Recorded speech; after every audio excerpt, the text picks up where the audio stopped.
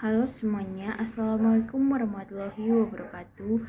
Shalom, Salve, Namo Buddhaya, Om Swastiastu. Pada video kali ini saya akan mereview buku yang ke-8 yang berjudul Introduction to Sociology. Tapi sebelum saya mereview buku tersebut, yuk kita perkenalan dulu. Perkenalkan, nama saya Legaris Veronica Sanoin, mahasiswi semester 1 Program Studi Administrasi Bisnis Universitas Nusa Cendana. Pada bagian pertama buku ini menjelaskan tentang sosiologi. Sosiologi mendefinisikan sebagai suatu studi sistematis masyarakat dan interaksi sosial. Kata sosiologi berasal dari bahasa Latin yaitu socios atau pendamping dan kata Yunani yaitu logos atau study yang berarti studi persahabatan, meskipun ada titik awal untuk disiplin sosiologi sebenarnya jauh lebih kompleks. Sosiologi mempelajari peristiwa sosial, interaksi, dan pola. Mereka kemudian mengembangkan teori untuk menjelaskan mengapa ini terjadi dan apa yang dapat dihasilkan dari mereka. Dalam sosiologi, teori adalah cara untuk menjelaskan bagaimana aspek interaksi sosial dan untuk menciptakan proporsi yang diuji tentang masyarakat. Pendapat ini dikemukakan oleh Alan tahun 2006. Dalam sosiologi, beberapa teori menjelaskan perspektif yang luas yang membantu menjelaskan berbagai aspek kehidupan sosial. Teori-teori ini sangat menonjol sehingga banyak yang menganggap sebagai sebuah paradigma. Paradigma sendiri merupakan kerangka filosofis dan teoretis yang digunakan dalam disiplin untuk merumuskan teori generalisasi dan juga eksperimen yang dilakukan untuk mendukung mereka. Sosiolog sering muncul dan memulai proses penelitian dengan mengajukan pertanyaan tentang bagaimana atau mengapa hal-hal yang terjadi di dunia ini. Ini mungkin menjadi pertanyaan di tren baru. Seorang sosiolog melanjutkan proses dalam menjawabnya dengan memutuskan bagaimana merancang proses itu. Peneliti dapat mengadopsi pendekatan ilmiah atau kerangka interspatif dari bagian-bagian yang menjelaskan tentang pendekatan terhadap pengetahuan. Yang berikutnya menjelaskan tentang sosialisasi adalah proses di mana orang diajarkan untuk menjadi anggota masyarakat yang mahir.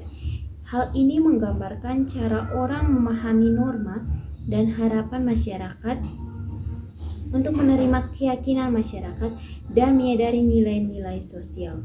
Sosialisasi tidak sama dengan bersosialisasi. Bersosialisasi artinya berinteraksi dengan orang lain seperti keluarga, teman, rekan kerja, dan juga masyarakat di sekitar.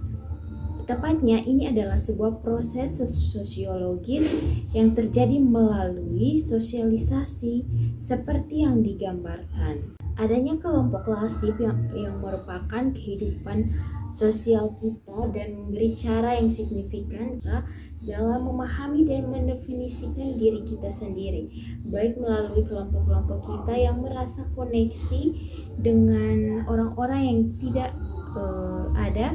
Kelompok juga memainkan peran penting di dalam masyarakat.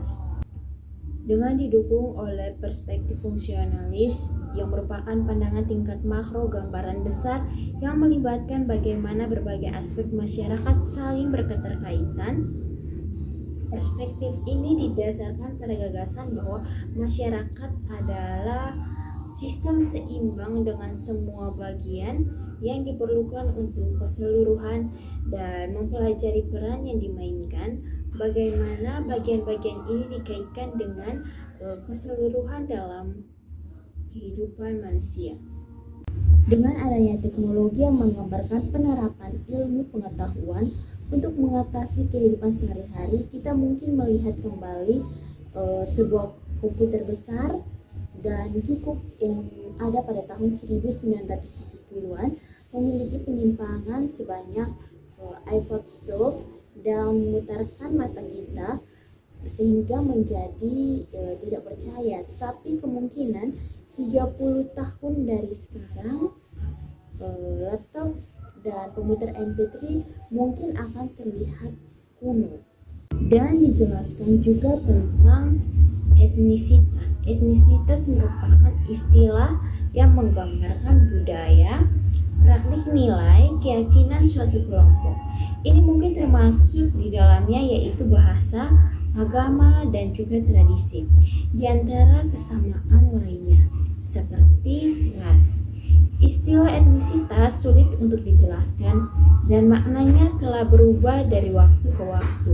Seperti ras, individu dapat didefinisikan serta mengidentifikasi diri untuk etnis dengan cara yang kompleks. Bahkan terjadi sebuah pertentangan. Adanya pendapat bahwa pendekatan sosiologi terhadap agama dari bahasa Latin sendiri merupakan menghormati apa yang suci dan religior, yaitu untuk mengikat dalam artian kewajiban. Istilah agama menggambarkan berbagai sistem kepercayaan dan praktik mengenai apa yang harus ditentukan oleh suatu individu agar menjadi suci atau spiritual.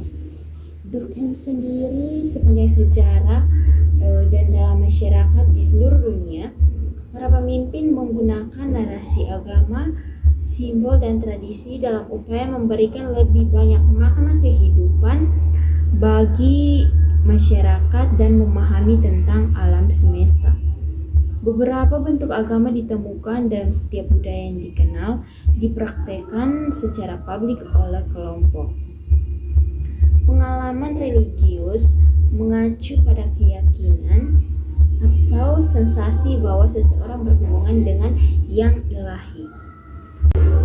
Pendidikan sebagai lembaga sosial di mana anak-anak masyarakat diajarkan tentang pengetahuan akademis dasar, keterampilan belajar, dan norma-norma budaya.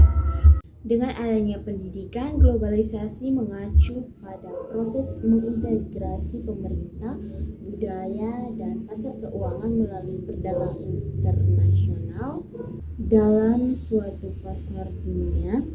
Ada manfaat dan kekurangan dari globalisasi yang seringkali negara-negara yang tarifnya buruk merupakan mereka yang bergantung pada ekstraksi sumber daya alam untuk kekayaan mereka sendiri. Ekonomi mengacu pada lembaga sosial di mana sumber daya manusia dikelola serta adanya revolusi pertanian menyebabkan pengembangan ekonomi pertama yang didasarkan pada perdagangan barang. Muncul juga sosiologi medis yang dimana studi sistematis tentang bagaimana manusia mengelola masalah kesehatan dan penyakit serta gangguan dan perawatan kesehatan untuk orang sakit serta orang sehat. Konstruksi sosial kesehatan menjelaskan bagaimana masyarakat membentuk dan dibentuk oleh ide-ide medis. Epidemiologi sosial yang merupakan studi tentang penyebab distribusi penyakit dari perspektif global. Masalah kesehatan negara-negara berpenghasilan tinggi cenderung terhadap penyakit seperti kanker, serta yang terkait dengan obesitas seperti penyakit jantung, diabetes.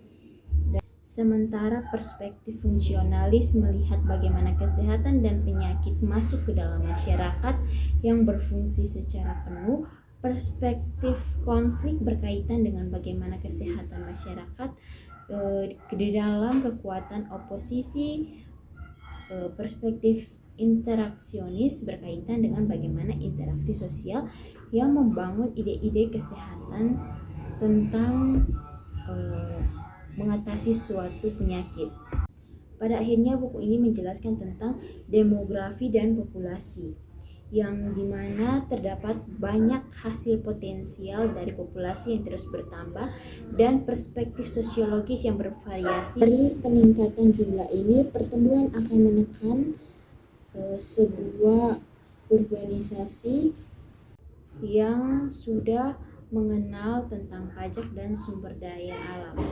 Urbanisasi menawarkan manfaat yang sangat signifikan tentang kesempatan kerja. Akhirnya lingkungan dan masyarakat. Bidang sosiologi lingkungan tumbuh karena pola cuaca ekstrim dan kekhawatiran atas perubahan iklim yang meningkat. Aktivitas manusia menyebabkan polusi tanah, air, dan udara, serta mengorbankan kesehatan keseluruhan rantai makanan, yang dimana sementara itu semua orang dapat merasakan resikonya.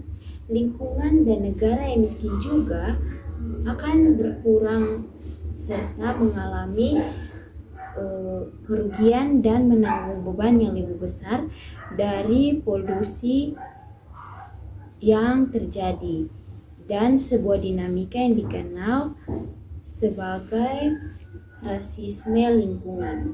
Demikian review buku yang telah saya buat. Mohon maaf bila ada salah pengucapan nama atau kata yang salah. Di akhir kata saya mengucapkan Assalamualaikum warahmatullahi wabarakatuh. Shalom, Safe, Namo Buddhaya, Om